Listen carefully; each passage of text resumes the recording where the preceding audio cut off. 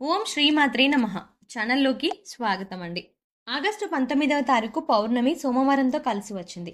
ఇది చాలా శక్తివంతమైన పౌర్ణమి అని సోమవారంతో కలిసి రావడం చాలా విశేషమని పండితులు చెప్తున్నారు.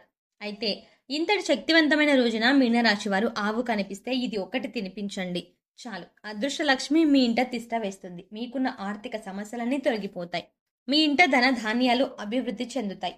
సిరి సంపదలకు జీవితంలో లోటు ఉండదు. అయితే ఈ రాశి వారు పౌర్ణమి రోజున ఆవు కనిపిస్తే ఏమి తినిపించాలి, అలాగే ఈ పౌర్ణమి యొక్క ప్రత్యేకత ఏమిటి, ముఖ్యంగా ఈ రోజున గోపూజ చేయడం ద్వారా వీరి జీవితంలో ఎటువంటి ఫలితాలని పొందుతారు అనే విషయాల గురించి ఈ వీడియోలో వివరంగా తెలుసుకుందాం. కానీ అంతకంటే ముందుగా మీరు కనుక మన ఛానల్ని సబ్స్క్రైబ్ చేసుకోకపోతే వెంటనే సబ్స్క్రైబ్ చేసుకొని పక్కనే ఉన్న బెల్ ఐకాన్ని క్లిక్ చేసి అందులో ఆల్ సెలెక్ట్ చేసుకుంటే మేము ఇలాంటి వీడియోస్ అప్లోడ్ చేయగానే ముందుగా మీకు నోటిఫికేషన్ వస్తుంది. హిందూ సాంప్రదాయంలో పౌర్ణమికి చాలా విశిష్టత ఉంది. ఈ పౌర్ణమి చాలా విశేషమైనదని పండితులు చెబుతున్నారు. ఈ పౌర్ణమి సోమవారం రోజున రావటం వల్ల మరింత విశిష్టతను సంతరించుకుంది. పౌర్ణమి రోజు ఈ విధంగా చేయటం వల్ల మీకు ఉన్న నష్టాలన్నీ తొలగిపోయి ఇల్లు సంపదతో నిండిపోతుందని విశ్వసిస్తారు. పురాణాల ప్రకారం ఈ రోజు సూర్య భగవానుడిని పూజిస్తారు. అంతేకాదు ఈ రోజు దాన ధర్మాలు చేయడం వల్ల జీవితంలో కష్టాలన్నీ తొలగిపోయి ఇంట్లో కష్టాలన్నీ తొలగిపోయి దాన ధర్మాలు కూడా అన్నీ వెళ్ళిపోగానే ఇంట్లో సుఖ సంతోషాలు ఐశ్వర్యం లభిస్తుందని ఒక నమ్మకం. మాఘ పౌర్ణమి రోజు సూర్య భగవానుడికి ప్రత్యేక పూజలు చేసి ఉపవాసాలు పాటించడం వల్ల కోరుకున్న కోరికలు కూడా నెరవేరుతాయని విశ్వాసం. జ్యోతిష శాస్త్రం ప్రకారం ఈ పౌర్ణమికి ప్రత్యేక ప్రాముఖ్యత ఉంది. పౌర్ణమి రోజున ఈ చిన్న పరిహారం చేసుకోవటం వల్ల విశేషమైన ఫలితాలు కలుగుతాయని జ్యోతిష శాస్త్ర నిపుణులు చెబుతున్నారు. కాబట్టి ఈ సమయంలో నదీ స్నానం చేయడమే కాకుండా దాన ధర్మాలు చేయడం వల్ల అనేక రకాల పుణ్య ఫలితాలు కలుగుతాయని అంటున్నారు. అంతేకాకుండా పౌర్ణమి తిథి కూడా లక్ష్మీదేవికి ఎంతో ప్రీతికరమైనది. సోమవారం రోజునే పౌర్ణమి రావటం వల్ల లక్ష్మీదేవి అనుగ్రహాన్ని పొందటం కోసం ఇది ఒక అద్భుతమైన యోగంగా చెప్పవచ్చు. చాలా మంది ఎన్నో ఆర్థిక సమస్యలను ఎదుర్కొంటారు. ఎంత కష్టపడినా సరే, ఎంత డబ్బు వచ్చినా నా ఇంట్లో డబ్బు నిలకడలేక ఎన్నో ఇబ్బందులు ఎదుర్కొంటారు. అంతేకాకుండా డబ్బు రావడానికే ఏదైనా పరిహారం ఉంటే బాగుంటుంది అని అనుకుంటారు. ఎన్నో పరిహారాలు చేసి సిద్ధించక ఇబ్బందులు పడేవారు వచ్చే పౌర్ణమి రోజు ఈ పరిహారాన్ని చేసినట్లయితే ఖచ్చితంగా వారి జీవితంలో మార్పు జరుగుతుందని చెప్పవచ్చు. శాస్త్రంలో చెప్పిన విధంగా సోమవారం రోజు వచ్చిన పౌర్ణమి రోజున ఈ పరిహారం చేయటం వల్ల విశేషమైన అద్భుతాన్ని చూస్తారని చెప్పవచ్చు. ఎంతో శక్తివంతమైన అలాగే మహిమాన్వితమైన ఈ పౌర్ణమి రోజున ఆవు కనిపిస్తే ఏం తినిపించాలి అనే విషయాన్ని గురించి చూసుకున్నట్లయితే హిందూ సాంప్రదాయంలో ఆవులకు ఎంతో విశిష్టత ఉంది. ఆవులో సకల దేవతలు ఉంటారని పురాణాలు చెబుతున్నాయి.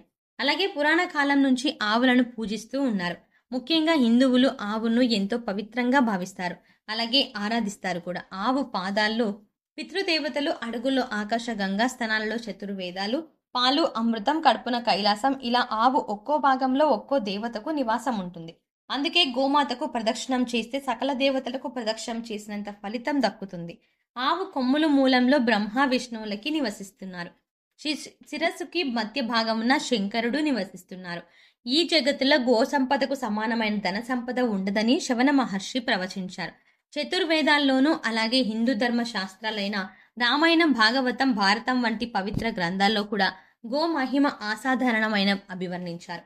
వాల్మీకి, వ్యాసుడు, ఆదిశంకరాచార్యులు, అలాగే గౌతమ్ బుద్ధుడు, స్వామి వివేకానంద సరస్వతి, తులసీదాసు, కబీరు, చైతన్య మహాప్రభు మొదలగు వారు ఎందరో కూడా మహానుభావులు గో సంరక్షణ యొక్క ఆవశ్యకతను ఎంతగానో వివరించారు. శ్రీకృష్ణ భగవానుడు పూజించి అలాగే గోమాత విశిష్టతను తెలిపే ఒక చిన్న కథను తెలుసుకుందాం. ఒకానొకప్పుడు పార్వతీదేవి తన పతి అయిన పరమేశ్వరుని భక్తితో పూజించి సేవలు చేస్తూ స్త్రీలు తెలిసి తెలియక అంటూ కలిసిన దోషం, అలాగే బ్రాహ్మణులను భక్తులను దూషించిన దోషం, పరులను హింసించిన దోషం ఈ పరిహారం చేయటం వల్ల ఈ పరిహారం ఎలా అవుతుందో చెప్పవలసిందిగా కోరుకుంటుంది. అప్పుడు శివుడు గోవునందు సకల దేవతలు కొలువై ఉంటారు. అట్టి గోవును పూజించిన సకల పాపాలు తొలగిపోతాయి. గోవునందు సమస్త పర్వతాలు, మారుతి కూడా కలవు. నోరు లోకేశ్వరం, నాలుక 4 వేదాలు, దంతాలు గణపతి, ముక్కున శివుడు, ముఖమున జ్యేష్ఠాదేవి, కళ్ళలో సూర్య భగవానుడు, చెంబుల్లో సూర్యగ్రహణాలు శంకు చక్రాలు, కొమ్ముల్లో యమ ఇంద్రులు ఉన్నాయి. కంఠమున విష్ణువు, భుజమున సరస్వతి, రొమ్మున నవగ్రహాలు, గంగడోలున కాశీ ప్రయాగ నదులు, ఉప్పరమున బ్రహ్మదేవుడు ఉండును.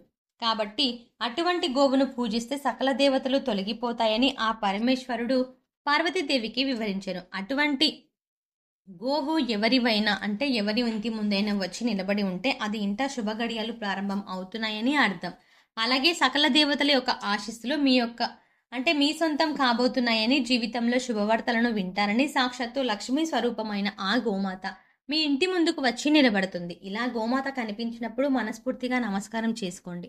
సకల దేవతల యొక్క ఆశీస్సులని పొందుతారు. అయితే ఎంతో ప్రత్యేకమైన ఈ రోజున ఆవుకి ఇది తినిపించడం ద్వారా సంతానం అనుకున్న రంగంలో విశేషమైన అభివృద్ధి అలాగే విజయాలు సాధించాలని, అలాగే సంతానం ఆరోగ్యం, ఐశ్వర్యం, అదృష్టం కలిగి సంతోషంగా ఉంటారు. కాబట్టి ఈ రోజున ఉదయాన్నే నిద్రలేచి ఇల్లంతా శుభ్రం చేసి తన స్నానం చేసి ఇల్లంతా ధూపాన్ని వెయ్యాలి. అలాగే ఈ రోజున అమ్మవారికి ఇష్టమైన నైవేద్యాన్ని సమర్పించండి. అలాగే ఇంట్లో దీపారాధన చేసి ఓం నందికేశ్వరాయ నమః అనే నామాన్ని 21 సార్లు లేదా 54 సార్లు లేదా 18 సార్లు చదువుకోవాలి. ఈ విధంగా చదువుకోవటం వల్ల నందీశ్వరుడి అనుగ్రహంతో ఆత్మస్థైర్యం పెరుగుతుంది. గోవు నుండి లభించే పాలు, పెరుగు, నెయ్యి, పేడ, మూత్రాలలో ఎన్నో ఔషధ గుణాలు ఉన్నాయని ప్రతీతి. గోవు పాలు, పెరుగు, నెయ్యి వీటి యొక్క పోషక విలువలు, ఆరోగ్య గుణాలు అందరికీ తెలిసిందే. తల్లుల వద్ద పాలు లేని చిన్నపిల్లలకు ఆవు పాలు ఆరోగ్యాన్ని ఇస్తాయి. పూజ పునస్కారాల్లోని ఆవు ప్రాశస్యం తెలియని వారు ఉండరు. అలాగే ఆవు పేడతో పూజా స్థలంలో అలికి ముగ్గు పెట్టి పూజా కార్యక్రమం మొదలు పెడతారు. హిందువులు ఆచారం ప్రకారం సకల దోష నివారణకు గోపంచకాన్ని ఇంట బయట చల్లుతారు. అమావాస్య రోజున గోసేవ చేస్తే మహాపాపాలు తొలగిపోతాయి. సంధ్యా సమయంలో గోసేవ చేయటం వల్ల మీరు లక్ష్మీదేవి అనుగ్రహాన్ని పొందుతారు. గోవును మనస్ఫూర్తిగా నమస్కరించినట్లయితే అంటే గోవును ఎవరైతే మనస్ఫూర్తిగా పూజించి గోవును సేవ చేస్తారో వారికి 3 తరాల పితృదేవతల అనుగ్రహం కలుగుతుంది. గోవుకు 5 సార్లు ప్రదక్షిణం చేసినట్లయితే భూ ప్రదక్షిణంతో సమానం. మొదటిగా క్షీరసాగర మదనంలో కామధేనువు అనే ఆవు ఉద్భవించింది. కామధేనువు అనగా కోరిన కోరికలు తీర్చే ఆవు అని అర్థం. అటువంటి గోమాతకు ఎంతో విశిష్టమైన పౌర్ణమి రోజున బంగాళాదుంపలు తినిపిస్తే వీరి జీవితంలో అదృష్టం సిద్ధిస్తుంది. సంతానం విశేషమైన వృద్ధిని సాధిస్తారు. ఆర్థిక బాధలు తొలగిపోతాయి. ఐశ్వర్యవంతులు అవుతారు. ఈ రోజున గోశాలకు వెళ్లి గోసేవ చేసి గోమాతను పూజించాలి. తర్వాత గో ప్రదక్షిణ చేసి పశుగ్రాసం తినిపించాలి. సంతానం లేనివారు, సంతానం అభివృద్ధి ఉండాలి అనుకునేవారు సంతానం విద్యారంగంలో అనుకున్న ఫలితాలని సాధించాలి. మంచి స్థాయిలో ఉండాలి. మరి కోరుకున్న వారు ఈ రోజున ఇంటి దగ్గర దీపారాధన చేసి మినపపిండి అలాగే ఆవు నెయ్యి, బెల్లం కలిపిన ఉండలను తయారు చేయాలి. తర్వాత గోశాలకు వెళ్లి గోవులకు బెల్లంతో చేసిన మినప ఉండలను తినిపించాలి. ఈ విధంగా చేయటం వల్ల విశేషమైన ఫలితం దక్కుతుంది. మీ వెంట సిరి సంపదలకు ఎటువంటి లోటు ఉండదు. జీవితంలో అష్టైశ్వర్యాలు ప్రాప్తిస్తాయి. ఇంకా మీకు జీవితంలో తిరిగే ఉండదు. సంతానపరంగా విశేషమైన అదృష్టాన్ని పొందుతారు. సాక్షాత్తు ఆ లక్ష్మీదేవికి మీ ఇంట తిష్ట వేస్తుంది. సో చూసారు కదండి, ఆగస్టు 19వ తారీఖున ఈ రాశి వారు ఆవు కనిపిస్తే ఏం తినిపించాలి, అలాగే ఈ రోజున గోపూజ చేయడం ద్వారా ఫలితాలను ఈ రాశి వారి జీవితంలో ఎటువంటి ఫలితాలు పొందుతారు అనే విషయాన్ని తెలుసుకుందాం. ఈ వీడియోలో మనం వివరంగా తెలుసుకున్నాం కదా. ఈ వీడియో మీకు నచ్చినట్లయితే లైక్ చేయండి. మీ ఫ్రెండ్స్ అండ్ ఫ్యామిలీ మెంబర్స్లో మీన రాశి వారు ఎవరైనా ఉంటే వారితో ఈ వీడియోని షేర్ చేసుకోవడం మాత్రం మర్చిపోకండి. కానీ ఇప్పటి వరకు మీరు కనుక మన ఛానల్ని ఇంకా సబ్స్క్రైబ్ చేసుకోకపోతే వెంటనే సబ్స్క్రైబ్ చేసుకొని పక్కనే ఉన్న బెల్ ఐకాన్ క్లిక్ చేసి అందులో ఆల్ సెలెక్ట్ చేసుకోండి. మేము ఇలాంటి వీడియోస్ అప్లోడ్ చేయగానే ముందుగా మీకు నోటిఫికేషన్ వస్తుంది. సో మరో చక్కటి వీడియోతో మళ్ళీ కలుద్దామండి. ఓం శ్రీమాత్రే నమః.